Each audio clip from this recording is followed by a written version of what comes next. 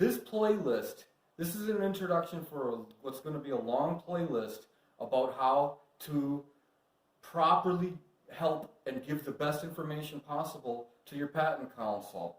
And I'm going to explore a lot of details about why it is I don't get that from my inventors and why that makes my job so much harder. 1, I need my inventors to better understand the elements of a patent disclosure. 2, patent drawings. 3, forecasting into the future, embodiments you haven't built yet but that you hope to produce at some point.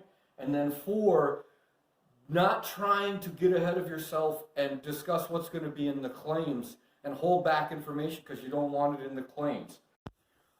Okay, folks, let's now use an example of an invention that is inserted or located in a place that's very awkward and could be potentially difficult to photograph.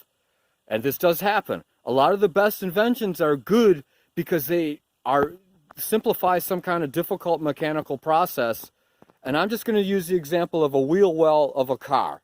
That some reason this invention here, whatever it may be, and I'm just using these as example parts because they're familiar with, in some way do something or are located or do some kind of operation on the wheel well of a car. Okay, well, I'm going to have to get down underneath there and actually illustrate where and how someone installs this invention. Don't forget, every invention disclosure should discuss in full detail the apparatus itself, a method of using that apparatus, and a method of manufacturing that apparatus. Potentially a method of retailing and getting it on Amazon and driving traffic too. All kinds of things. That all needs to go in your patent application. That doesn't mean we're necessarily going to claim it, but it needs to go in there. And my inventors tend to give me a lot of resistance on that. Okay, folks, you got to do this. I'm serious. For a method of installation or a method of use, or in even some cases a method of manufacture, it really helps to have an actual human in the video and actually use the human in the patent drawings to show where and how somebody installs this thing. I hope I'm showing up in the video.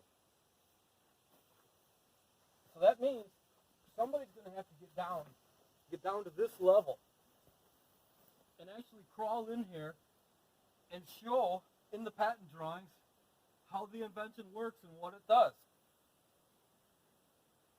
Such a thing can be a boon to the examiner, who probably has a car of his own and maybe even does car repair. Believe it or not, but if you had not put that type of drawing in the patent application, he wouldn't understand where it goes. Let's say it has something to do with brakes or wheel bearing.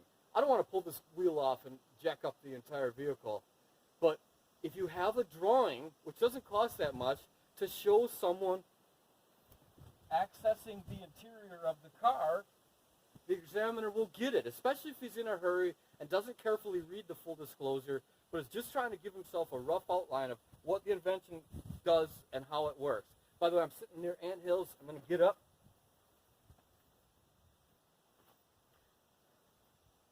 The ants on this property are super aggressive. Oh, and by the way, I admire ants.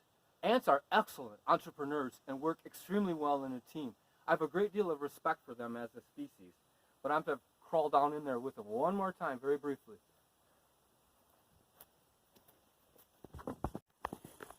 Okay, folks, for the purpose of conveying the principle of this invention, I'm actually going to go underneath the car and photograph myself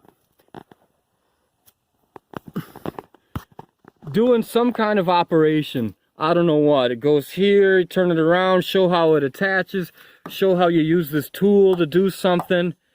Make a video of yourself doing all this.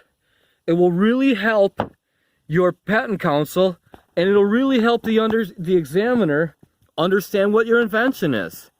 It's really valuable. I gotta get up. Here come the ants. Thanks for watching. Let me know any other topics you want me to discuss. This YouTube channel is to help you. This is for information. I want to hear from you and I want to know what things are on your mind.